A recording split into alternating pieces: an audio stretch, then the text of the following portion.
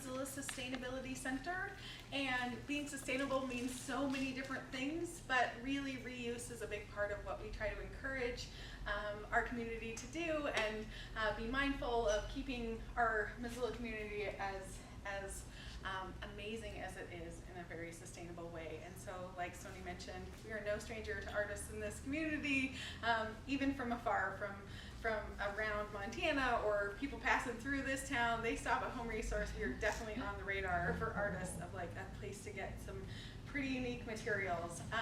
And so having artists in residence here at Home Resource is a super win for us. It helps us like get exposure to not only being a building materials reuse center, but having a space for artists to create. And so part of what we do in this partnership is not only for the artists that's here at Home Resource, but to other artists to be able to share our materials, like, and having that on demonstration for any of the artists in residence. We've had many sessions where like almost every artist comes and gets at least something here for their practice while they're in residency, and that feels really amazing. What people don't know about Home Resource is maybe our connection to the arts, but also that we have so many other programs. So we have education programs. We happen to be in the ZWAP room. So ZWAP stands for Zero Waste Ambassador Program. Every 5th grader in the region came to Home Resource this school year. We just finished yesterday. Having field trips here where kids come and they learn about sustainable practices, and trying to create more ambassadors for reducing our waste footprint in Missoula. That's just one of the many programs that we offer. So we could stand up here all day and talk about Home Resource, but really hoping that you'll all walk away with a message of like, we are a hub for sustainability, and if you have any questions or ideas about how our community could be more sustainable, that's what we're here to serve, and really happy to do it. So thankful for this partnership. I've been here a year and a half, and I think I've already overlapped with like 5 artists maybe, and so that's really special. Feels really great. Danielle is one that burned the midnight oil, and so definitely overlapped, but would come in sometime like a random. I was returning some tables that I had borrowed, and it was late, and I was like, the door's open. Wait, and then I was like, oh, and I tried to not speak you. So, those things. But put many hours, and obviously like such creative energy into repurposing things that we have around Home Resource. So really excited for your presentation. So thankful that you chose us. Really feel honored to be a part of this. So thanks for being here. Next. Thank you all for being here. I know that everyone's super busy, especially as like the sun's coming out and it's beautiful, and I appreciate you taking some time to, come and hear me ramble on about my art practice. So thank you. My name's Danielle O'Malley, and I'm from Helena, Montana, originally from New Hampshire.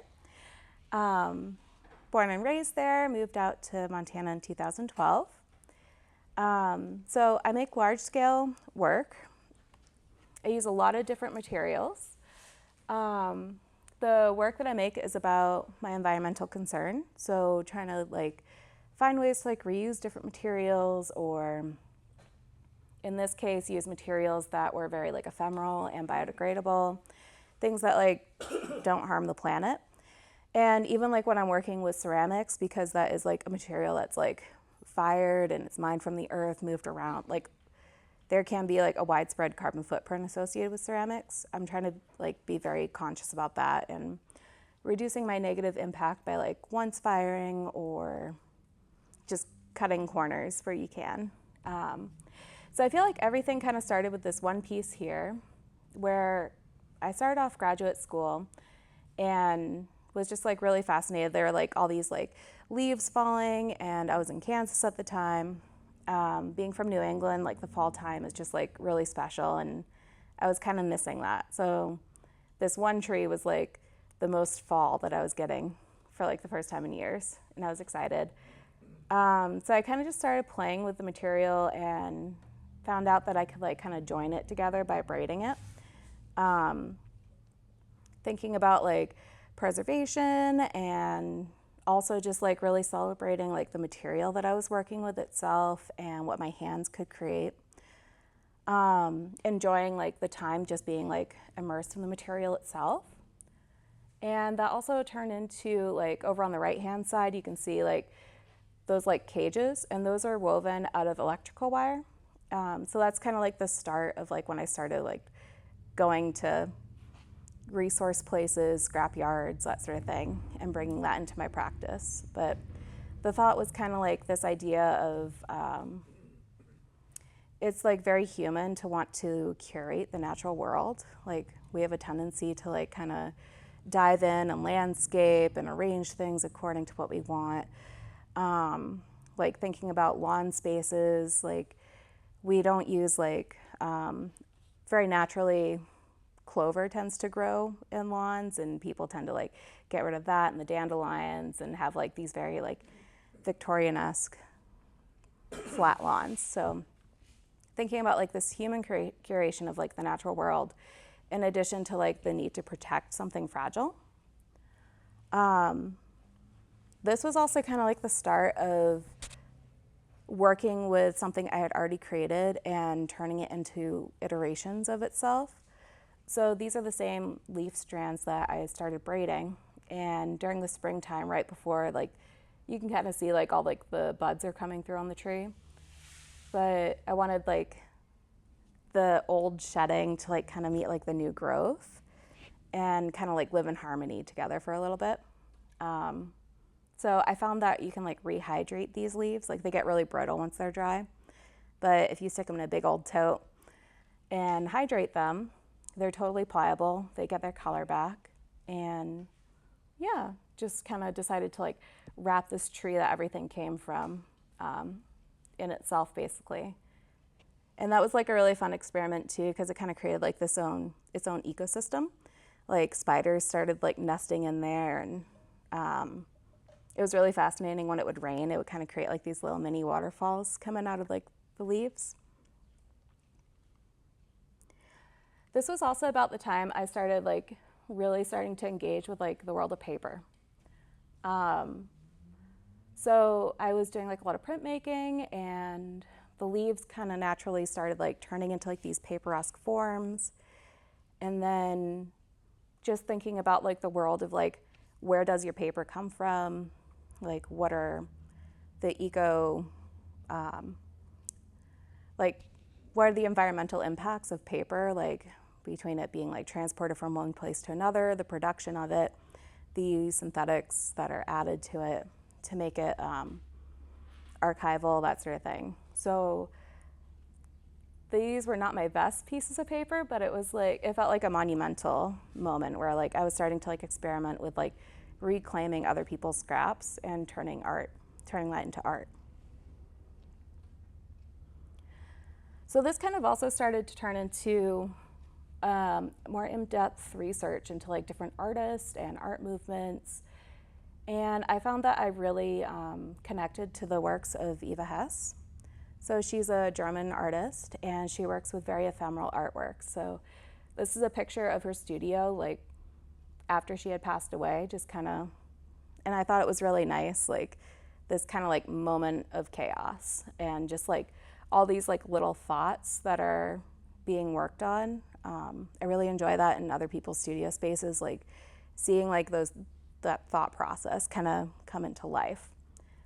But I thought this quote was really nice, that life doesn't last, art doesn't last, it doesn't matter. And I think that really comes into play with like looking at her work and other people that work with very ephemeral materials. Like, so in the art world, like if you're not working with archival things, a lot of people see that as like a degraded form of art. But I felt like this, looking at these artists, like from the process movement in the 60s, as well as some other people that we'll look at, it's the opposite. It was like an elevation of the art itself and like a celebration of the materials, an acknowledgement that these materials change over time and that's okay. Like also thinking about kind of relating it to like the human aging process. I mean, we're definitely nothing in life is like fully intact forever. Like there's always something in motion there. But like the humanness of this body of work really started standing out to me. Also researching people like Jean-Claude and Christo. very monumental sculptors, husband and wife team. I think they passed away just in the last few years, but they were known for like just wrapping things in fabric. And this piece on the left was really fascinating to me. So when I was in grad school at UMass Dartmouth, one of my peers worked on this project, and it was really fascinating, like learning more like behind the scenes that isn't necessarily in publications. So like step one was they came in and they like cleaned and scoured, like picked up all trash, recycled everything. Also studying the natural habitat, because you do something like this, like with like a solid fabric, and it's gonna block the sun and photosynthesis from getting through to like the depths, and that's needed.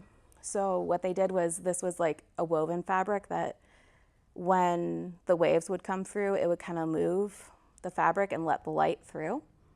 So I thought that was really fascinating. But Jean-Claude and Christo, and then Edith Musner on the right-hand side. She's a French textile artist and works with like gift ribbon and weaving and outdoor installation. So once again, this idea of like an ephemeral art form and things that change over time. Like the weather's gonna affect it, it's gonna degrade a little bit, it's gonna get like a little tattered, but I felt like these were really great ways of kind of elevating and honoring the natural world, instead of like, I feel like as humans, we tend to like see ourselves as like a hierarchy, but artworks like this kind of like bring us onto the same plane as the natural world.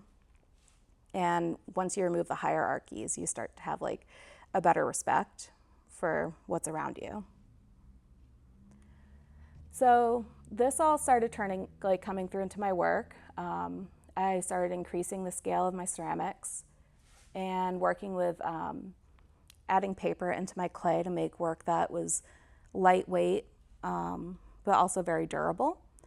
So this was a way of like being able to like stretch my materials to like their capacity to be able to get the most from it. So cutting costs, cutting use of materials.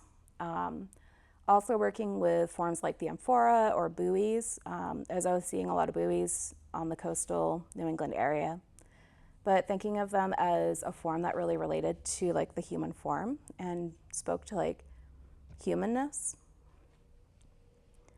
So of course I started getting into this body of work, and COVID hit.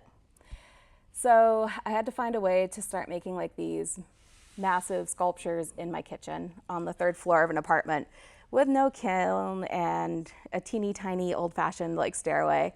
So that's where I had to teach myself how to construct large pieces in segments. My thesis committee was like, you can't work small anymore. Like you've outgrown that, like time to move on. So that was like a really valuable skill that I learned, especially from like the standpoint of being able to like transport and move things around so that I don't have to use a forklift all the time. Yeah. So yeah, that kind of came through and became part of my thesis work. So thinking about water filters. There's a group, they've renamed themselves. They used to go by Potters for Peace, and they were really into like making ceramic ware that was coated in silver nitrate to help filter out toxins of water. So I was kind of thinking about that, and just water was like a really big theme. Well, I think it's always been a big theme for me, just like this idea of water. But, you know, I started making this out here in Montana, thinking about the Berkeley pit and the enormity of like the environmental impact that's having on not just like the local ecology, but global ecologies. I was also living in New Bedford at the time, which was right on the coast, and that was another Superfund site from all like these like paint waste materials being like washed down into like the shores. So just thinking a lot about like leaching and toxins filtering into like our waterways and how detrimental that is for the health of everything. So working with earthenware and thinking about its natural ability to like be a water filter, leaving the rings within the piece itself instead of smoothing those out, kind of thinking about the strata of the earth, leaving behind my fingerprints, thinking about how that's a reflection of the mark that we as humans literally leave on the earth. And sometimes that's good, sometimes that's bad, but just kind of being more conscious about that. So then as I continued like moving forward, started thinking more about like our plastic crisis and just how much that's impacting the health of everything. Like it's becoming who we are, it's becoming what the natural world is. Like everything is just like really ingrained in everything that we do and everything we're surrounded by. And kind of thinking of like how sad that is, that like humanity found out like this really cool thing and then just like really exploited it. Starting to look more at other artists, Ernesto Neto. He works a lot with like fibers and installation, and thinking about how like looking at this piece, like very minimal work, but very impactful, like minimal, but taking up space. It's very like, there's a lot of tension and it's very emotive of like, once again, like just being human. On the right-hand side, kind of thinking about like plants, and once again, like that idea of like curating the natural world and forcing it to be what we want. This idea of containment as well, and also like the idea of displacement. Then, yeah, this is all gonna come together. But so I also started getting more and more into like beading paper. So using paper making as a way to like upcycle fabric. So taking organic natural clothing and putting it through this beater. So basically like you'll see like people sometimes use blenders to make paper, and the difference is like that chops the fibers, whereas like this beater like elongates them. So it creates like a much stronger bond. So here's a couple of processes of, or process images of what that looks like. So cutting up a shirt and it just, you know, getting it into smaller and smaller segments. Processing raw flax. So when you use like raw plant material, you have to like kind of simmer it with soda ash for a while to start breaking down those fibers. But yeah, I think that process of what it was and what it turns into is really fascinating. And then kind of lining up all these different colors. And that's where like the base of a lot of my sculptures comes from. So I just have like buckets of color, and then I use like a sprayer. And that's how I get like the exterior of these pieces. So once again, thinking about like upcycling and plastics crisis and this idea of tension, kind of like this tug of war feeling that we sometimes feel as humans. And also kind of using my work to start speaking to our ecological imbalances, and not necessarily like saying like here's a solution, but trying to like bring that into like the foreground of people's thoughts, so that it's more of like a reflective, contemplative, aware kind of moment that we have. So these are all clay form, and then processed paper. That one was made out of, I harvested milkweed at the end of its life cycle when it was ready to like just kind of decompose, and turned that into paper. And then the hammock that you see there, that's all plastic bags that I like dissected and rolled up into like yarn and crocheted. And kind of a close-up of all those textures. So really starting to like enjoy like the union of these contrasting materials, from like human-made to things found just like in nature. And then as I kept going, my scale just kept growing. Picture of those. So kind of also thinking about like just different forms of discard and waste and offcast. So the idea like maybe these were like lost at sea and they were just like wandering around and washed up on a beach somewhere, kind of weathered and unused. And these are ceramic chains that I made. So kind of really getting into like this idea of like working with like just layers and layers and layers. So Sagar firing, and then I would just like throw them in a bucket full of like rust dye and then take them out, let them dry, stick them in some coffee for a while. And yeah, there's always like a rotation of different experiments going on. Finding a fascination with like starting to knit with other weird kind of things. Like I find like textile processes are really great for like kind of recontextualizing off-cast materials. So whether it's like knitting or braiding or sewing, it's a great way to kind of like slice, dice, personalize your materials and give it a new meaning. Yeah, so just kind of working very modular too in a different way. So like instead of just like one giant sculpture, lots of little pieces coming together, lots of different waste materials, also different firing methods here, but primarily coated in paper.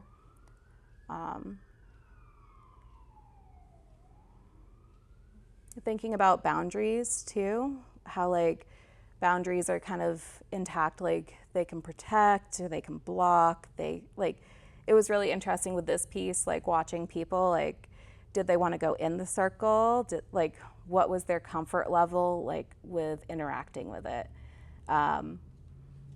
Most of the time people would just kind of like cautiously walk around like the exterior of it. No one wanted to like step over that rope, which was an interesting kind of experiment because I didn't put any signage up or anything that said like don't approach. It was just completely like ingrained in us, this idea of like roped off, don't go over. And then also just finding like different ways to like work sectionally and large scale with ceramics. It's a very fragile material, so figuring out that I could like build these really large things flat when I had large kiln availability, and once again experimenting with like just layers. So I feel like I'm like kind of one of those people that more is more is more, and then if there's too much, like, oh, it'll eventually fall off and then you add more later.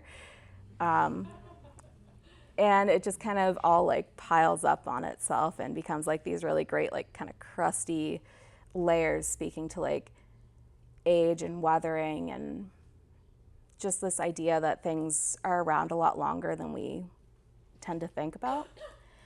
Also, this piece has been a lot like in my brain a lot as I've been like kind of postgraduate school, thinking once again like it's another type of like boundary barrier, but it's also casting these shadows I'm really fascinated with, like thinking about like the unseen and unthought of like consequences of our actions, whether that's like good or bad. It started off like I was thinking about like all these like lobster traps would wash up on the beach where I was living, but then like as I've like been in the Western landscape a lot longer, thinking about like fences and pastures and even like the grid too. So like you're flying in an airplane and you look down and there's like all these like patchwork pieces, and just thinking that, I don't know, I'm curious to explore this idea a lot more. So since graduating, so Robert Harrison is a person that I've always like really looked to for artistic inspiration. He wrote this book called Sustainable Ceramics, and that was like a really enjoyable read for me. But one of the things that was like a really big takeaway for me with his book was the fact that sustainability is often tied to financial need. So how like when you don't have a lot of money, you have to make do with what you have. So you find ways to like make things happen. And I thought that was like a really interesting thought. And since graduating, I've been thinking a lot about that too, and even how that kind of comes down to like,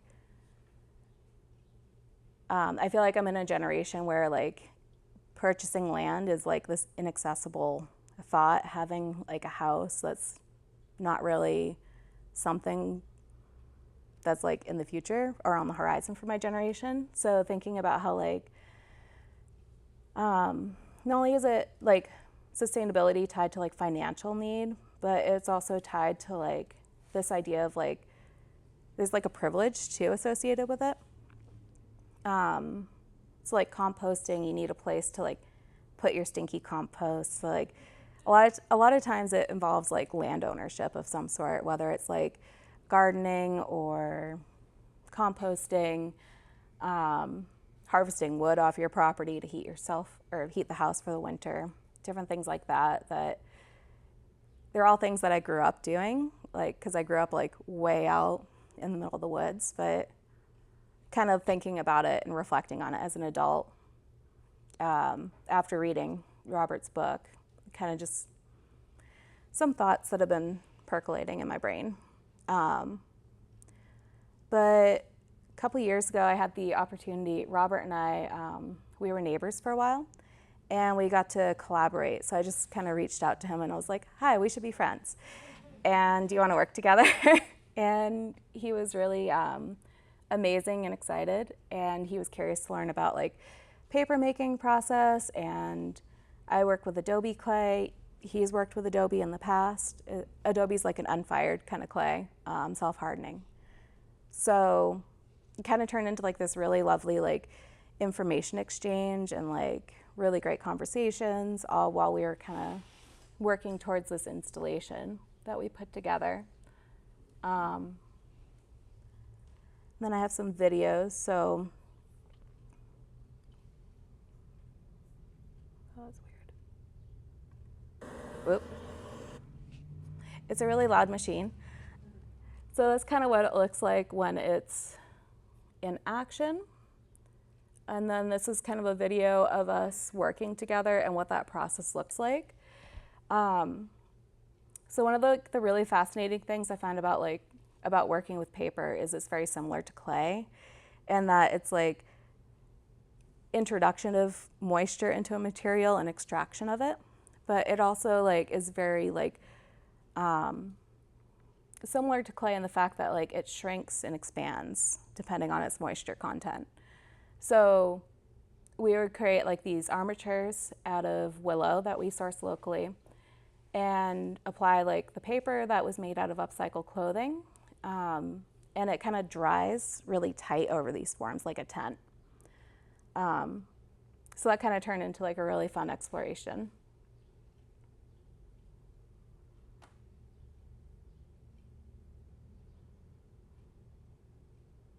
A lot of times the colors that I work with too tend to be like whatever the color of that material is naturally. This one, I did break that rule of mine a little bit and added some more green to make it as wild as possible. Oh, that's weird. Okay. So then the Adobe clay process, where's the mouse?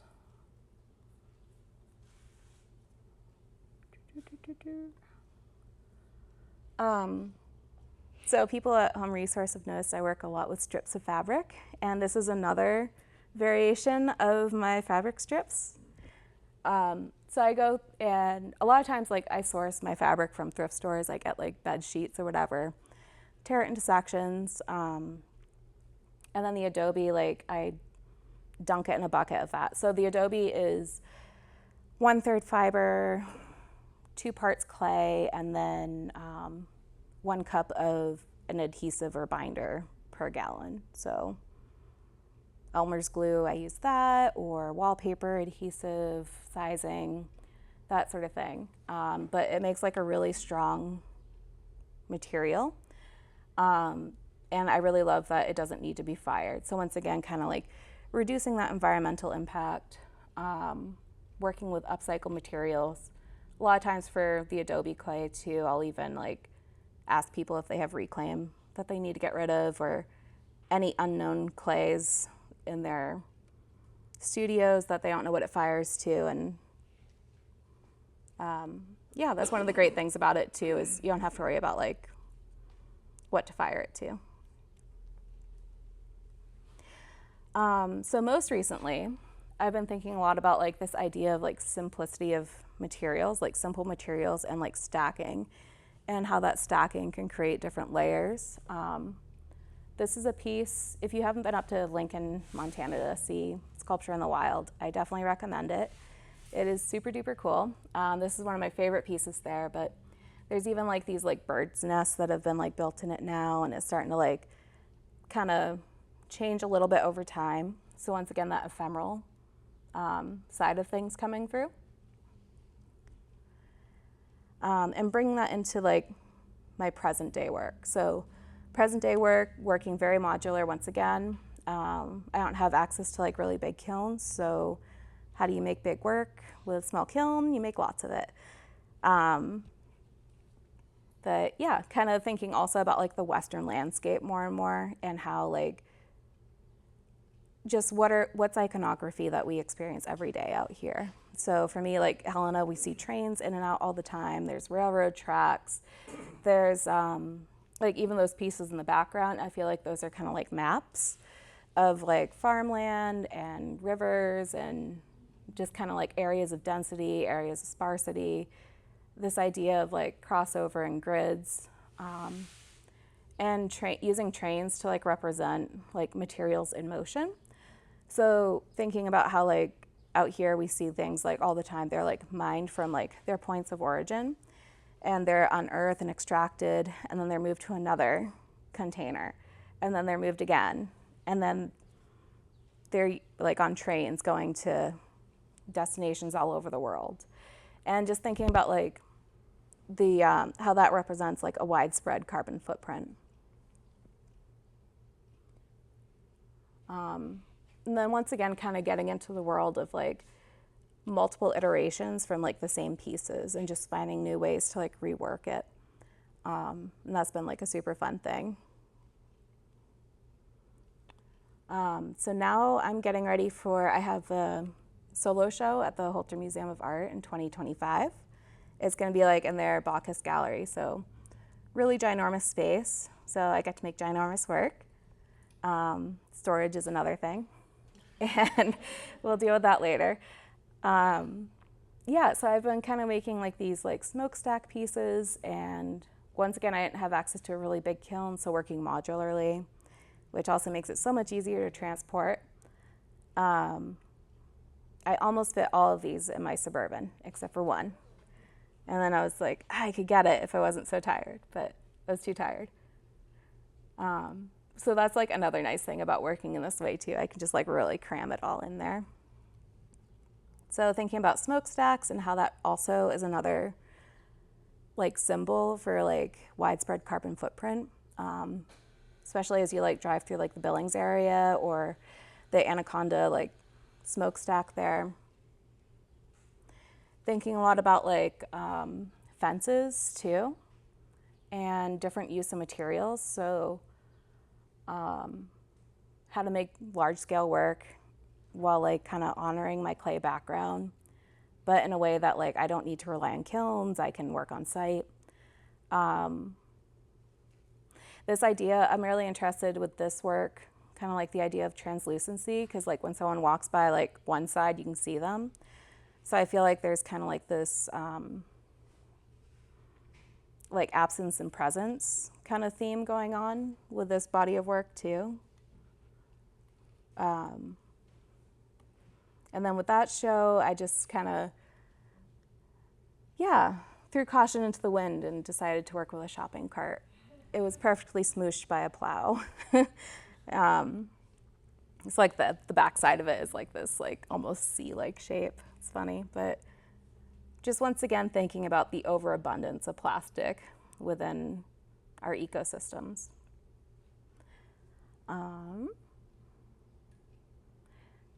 So I'll just close before jumping into what I'm doing now. Ephemeral art is a reminder of the fragility of existence. I thought that was just a really nice quote from one of the readings that I did. So yeah, thank you.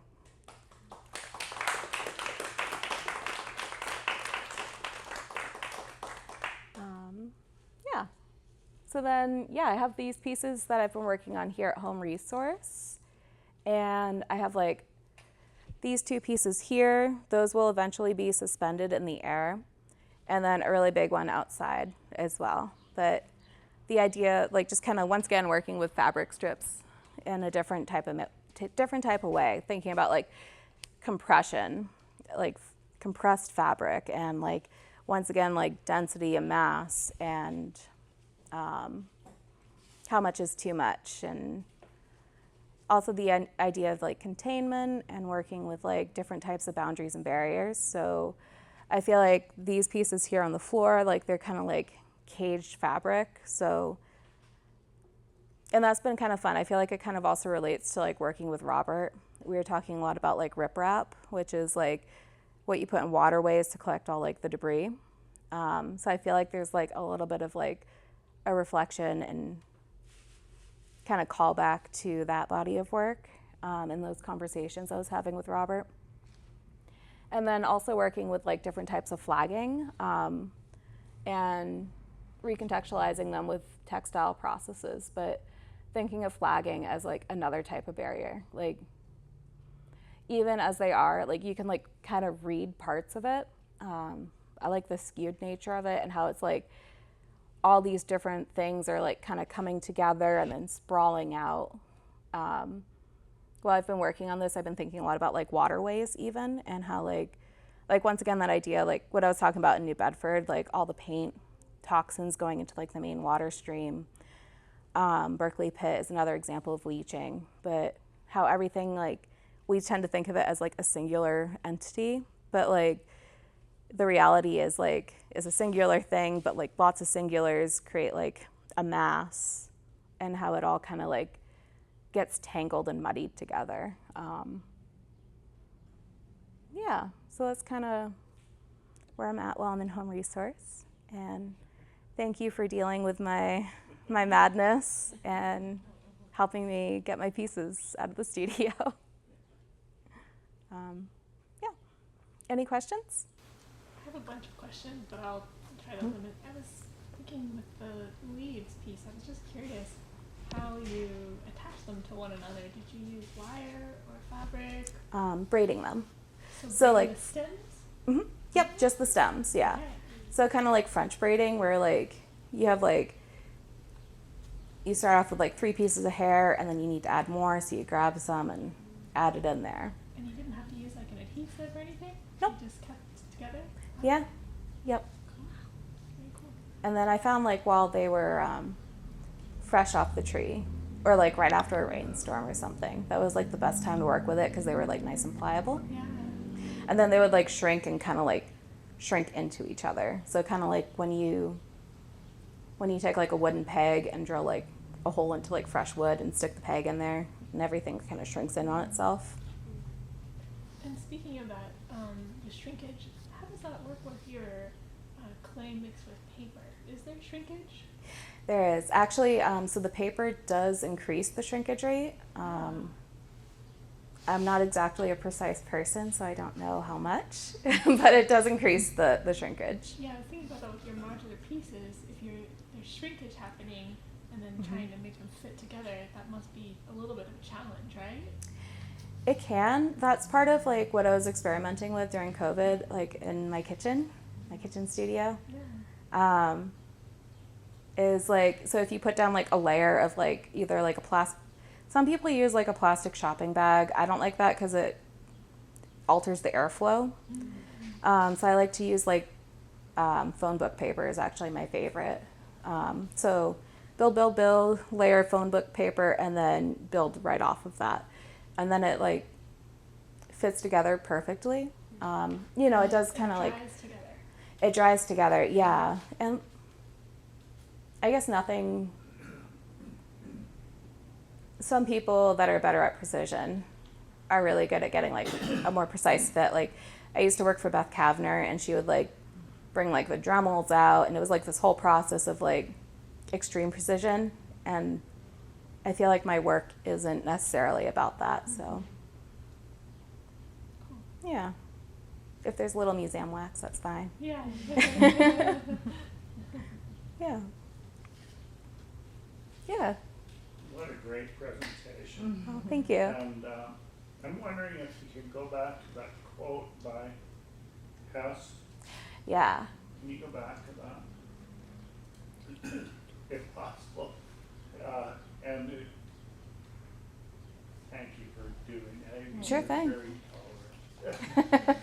It's just a couple buttons. It's fine. Yeah, that's Oh, there it is. I just want to leave you with a different quote Ooh. by Nietzsche, Uh-huh. who said, Oh, it won't let me. all things eternal are but a metaphor. And that's really different than this. Yeah. And that's something I cling on to, because I think this is really alienating, Mm-hmm. the quote I guess. But the longing for metaphor Mm-hmm. is really important. Just a Yeah. longing for it. And that's one of the reasons for our existence. And anyway, I just wanted to throw that out because I've always had a little difficulty with her. But, and this quote is pretty, it does matter. You know, what we do does matter. And so I'm just throwing it out to you as Yeah. something to think about. For sure. Yeah. I guess I always interpret it as like, it's not like a hard, like she just literally doesn't care. I think it's more of like a casual approach to like a very fluid approach to like her studio practice and her artwork and material choices. Especially like thinking about it in the context of the 60s too, where it was super radical. Like, I mean, cheesecloth in a museum dunked in fiberglass, Right, like a tangle of rope, like, yeah, she was really groundbreaking for the time. Mm-hmm. Anyway, I just wanted to throw that out to you. Yeah, sure thing. And this is great. Thank you. April. So that just like made me think. You started talking about the nature of ephemeral and like these ephemeral materials, and that's where you started out. Mm-hmm. But then ceramics is like Opposite. Yeah. And you're working with plastic. And Mhm. can you touch more on that?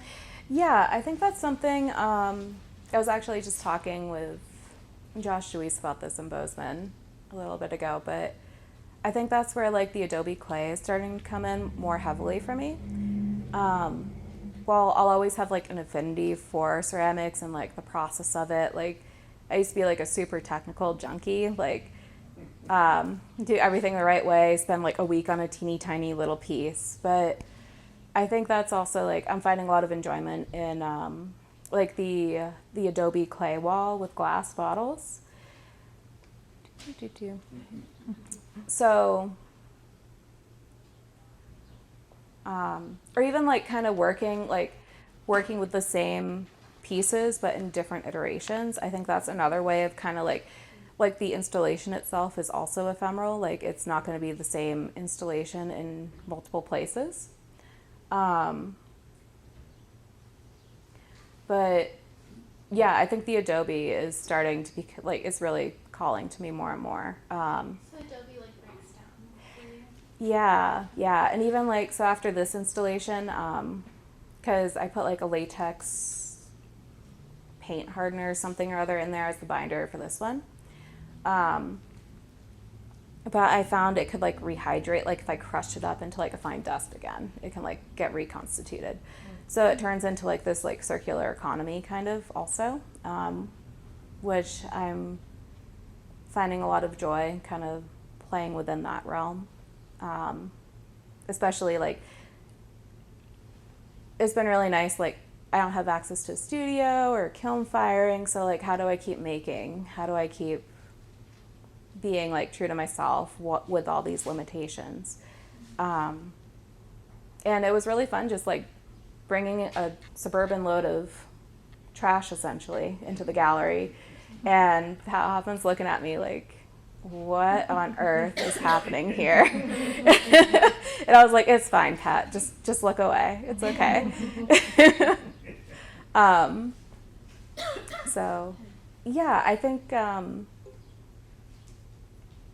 while there's still like permanence in my work, I think there's also like this idea of like being able to reuse the materials over and over, or even like pieces from like my thesis work that I haven't touched in years. Like I actually brought that here, and that's going to get like restuffed into like these cage-like forms and just kind of give it a new life. So finding ways to like kind of reconstitute work into itself, ephemeral and like installation placement, ephemeral and material choices.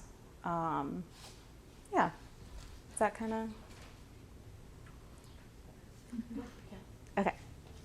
I just want to comment that I really appreciate the like sort of juxtaposition in using materials in the pieces that you've made while you've been here at Home Resource, and like the idea of circularity or the idea of sustainability, right? Like having that like interwoven into all of these things, even though these are like hazards, plastic, danger, right? Yeah. Like to me, that's like the super powerful message to be able to share with the world, honestly. Of like, Thank you. I just think it's really, really profound to have sort of that message built into with the intention around like that circularity piece or environmental conscious. It's fascinating and Thank you. really, really neat.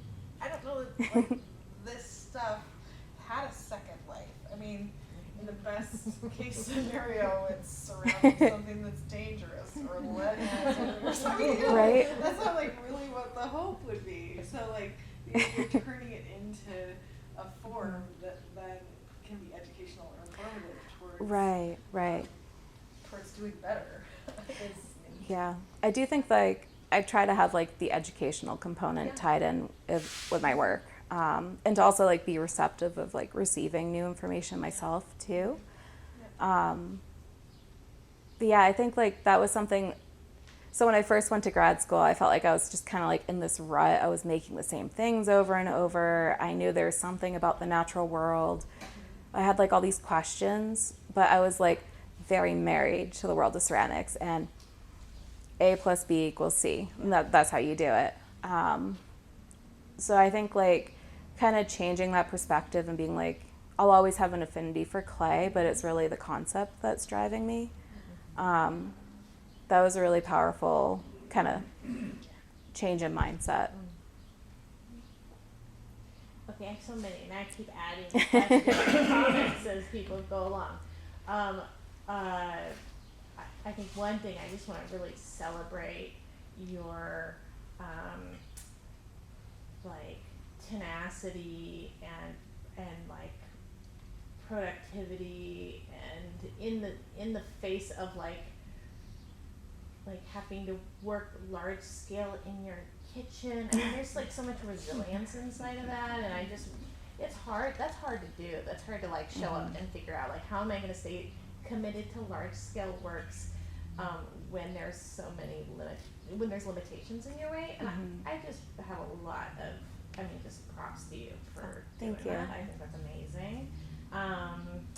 The idea of like that circular economy inside of your work, and that kind of brings to mind the idea of like in kind of some traditional or tribal communities, there's the bolus, this like sacred object of things that are amassed from the community. It's like teeth and hair and bits of fabric and this kind of like sacred object that's put away. And there's something kind of interesting to think of, like, how do you find like reverence and connection also amidst all of this kind of detritus and material amassment that humans, kind of go through. And I don't know, there seems to be a little bit of that in here.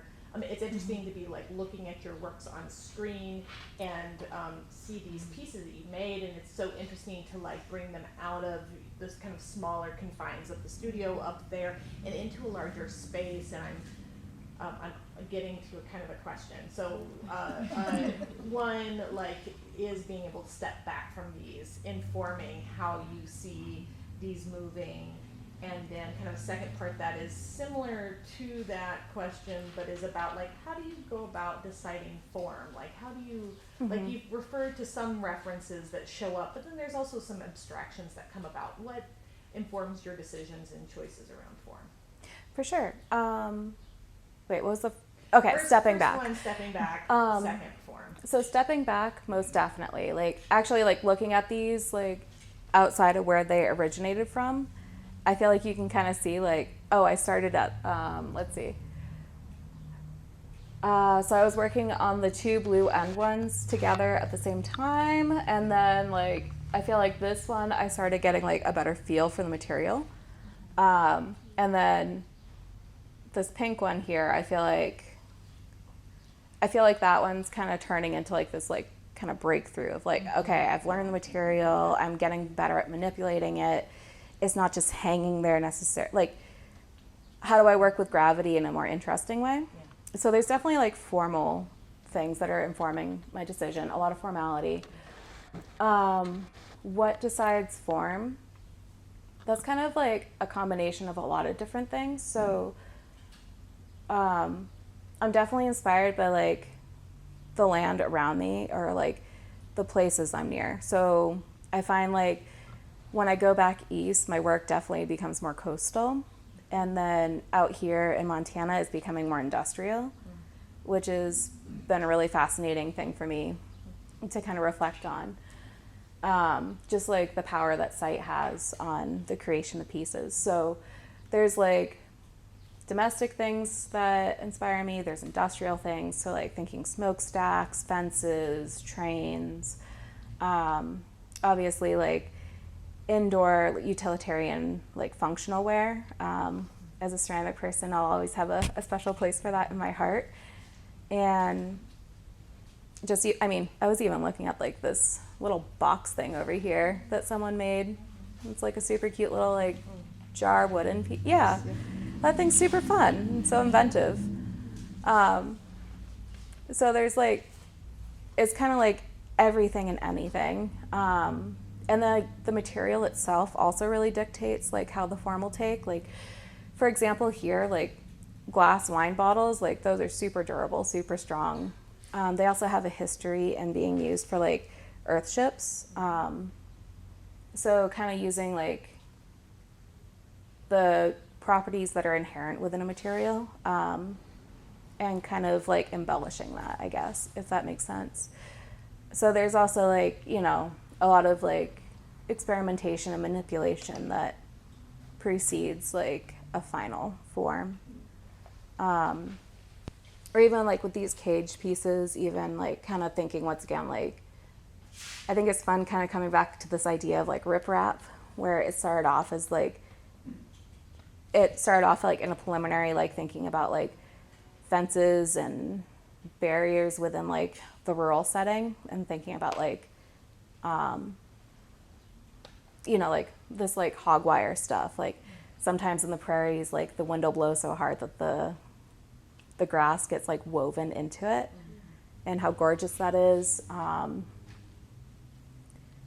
It's like open and airy. So like there's like, once again, like this idea of like absence and presence with it. So like you can see, but you can't access, but you can't, like this like really frustrating like liminal space with it. Yeah, so I think a lot of it is like influenced by the world around me, wherever that is at the time. In addition to like material play and working with like inherent properties. Yeah. I also think it would be great if you could walk around these, like freestanding, see them from all sides. Yeah, I had it hung up last night as an in-between space. I don't know if you're familiar with the studio upstairs, but like kind of like right next to like the artist is in sign. And it was really fun, like having to pass through it or get tangled in it or whatever. I don't know. And like being confronted by it too, like the confrontational nature of just something in your space. So yeah, I'm toying with the idea. I don't know. I originally thought they were going to be wall works, but I'm like, oh, are they way more interesting in the viewer's space? An observation. And then they cast shadows too if you hit them with light, which I don't know. Once again, so many options, like, which is super fun, and it leads to so many questions. And that's the spice in life. I Kelly. really just want to piggyback off that with a comment, just to let everybody know. So on your way out tonight, make sure and check out the ceramics that Danielle's got on this back table, so you can see like the full scale, the full spectrum from small, and then on your way out, just past the main doors, what we needed the forklift for today was to move Danielle's really big giant piece. So definitely make sure and check those out too, because I think it's really exciting to just see, in some ways, all of this stuff together. It really represents all these different things that you do. So Yeah. I want to encourage everybody not to miss out on that. I think it drove some of my teachers crazy as they were like, we cannot nail you down. I was like, I don't want to be nailed down. Bye. But yeah, feel free to like handle the pots. I didn't get around to putting price stickers on them, but they are available for purchase if you're interested in that sort of thing. I feel like, was I missing a hand over here? Well, Stoney kind of touched on my question, but it's related. So I'm curious if you can share a little bit more about your process and how you come up with ideas. I mean, I get the sense that you're not you don't sketch on paper, but with material. But I was curious if you if meaning is derived for you from material and process, or if you do writing, or sort of how all of, because you're so well spoken about your work, how you kind of derive the meaning and figure out the right words to use. A lot of stumbling. That was another, I was really bad at talking about my work before going to grad school. And I think it was just as painful for my teachers as it was for me, learning how to do that. So that's definitely been a development. Yeah, so I guess, okay, so for me, going back to the process artist, the end result is something that I do care about, but that feels like a very fluid thing. I'm not sure that I'm ever one of those people that ever feels like a piece is done. I always feel like you can go back into it and do something or alter it. But in addition to having an end goal, which is another reason I try to line myself up with gallery and museum shows and stuff, is to have that deadline, that burning deadline that is unavoidable. I find that to be really driving for me, and it also keeps me a little more focused too, instead of really just full ADHD mode all over the world. So end result, goals, and then kind of material choices informed on that. So for example, because it's most recent, so this show, in addition to the one coming up in 2025, I wrote a proposal about boundaries and barriers and how that's kind of relevant to the very colonist points of view, and inflicting colonial values and mindsets, and how that's really detrimental for the environment, instead of this communal everyone takes ownership over everything, this shared idea. So those were my proposals. So I was thinking about boundaries, barriers, wanting to explore the idea of things that contain, things that guide and lead, and are navigational markers. So kind of giving myself these parameters to work within, that also once you get into that, you just keep opening more doors. So thinking okay, I'm interested in this, so narrow things down, and as you step into that, it opens more doors. But then giving yourself those parameters that, I also find that informs my material decisions. So immediately being drawn to the flagging, for example, it didn't dawn on me until I was 3 pieces in, and I was oh, silly goose, this is literally a barrier that you're working with, as I'm also creating this tangled mess of additional barriers and boundaries and stuff within it. Also trying to think of so when I'm teaching students, I also try to think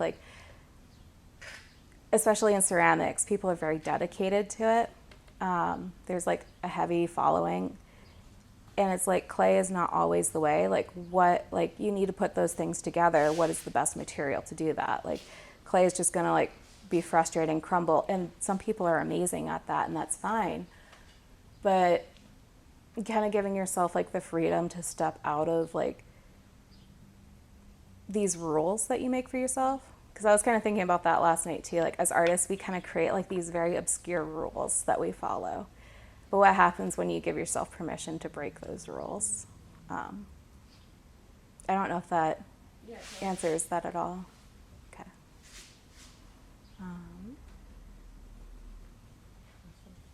Yeah. Thank you, Danielle. Thank you.